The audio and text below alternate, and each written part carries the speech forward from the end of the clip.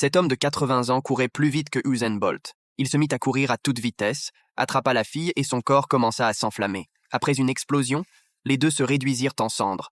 Max, horrifié de voir sa petite amie mourir sous ses yeux, perdit complètement pied. Si tout le monde était destiné à mourir, il devait être le dernier à survivre. Sur cette pensée, Max sortit un couteau et décida de tuer les autres. Une étudiante tira Freda dans un tunnel pour fuir, mais Max les poursuivit rapidement.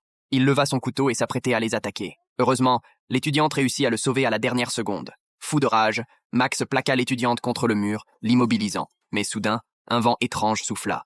Et lorsqu'ils ouvrirent les yeux, Max était suspendu au plafond. Ils sentirent que quelque chose de terrible allait se produire. Tirant leur corps blessés, ils s'échappèrent précipitamment du tunnel. Ils aperçurent bientôt un chauffeur de bus bienveillant devant eux. Le chauffeur, enthousiaste, engagea la conversation, et une fois montés dans le véhicule, ils s'endormirent, presque instantanément. Lorsqu'elle se réveilla, Betty aperçut le visage effrayant du chauffeur.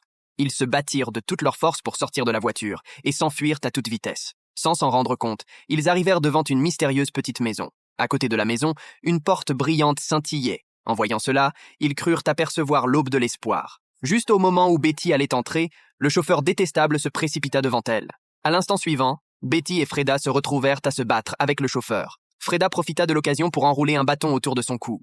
De manière étrange, tous les compagnons morts se tenaient debout à côté d'eux, les fixant intensément. Betty parvint à s'échapper, mais Freda, qui insista pour laisser Betty partir en premier, sentit ses veines éclater. Accompagnée d'un cri perçant de Betty, la porte lumineuse explosa et disparut. Le décor changea, et Freda se retrouva dans le monde réel. À ce moment-là, 7 ans s'étaient écoulés dans le monde réel.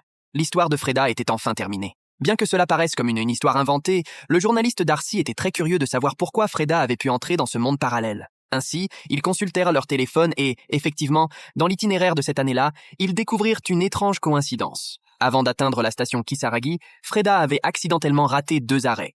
Et l'ordre et l'heure de ces erreurs semblaient correspondre parfaitement à l'ouverture du portail vers un autre monde. Bien que cela paraisse absurde, pour confirmer sa théorie, Darcy prit la décision audacieuse de suivre la méthode de Freda et monta dans le dernier bus maudit. Mais qu'est-ce qui l'attendait là-bas?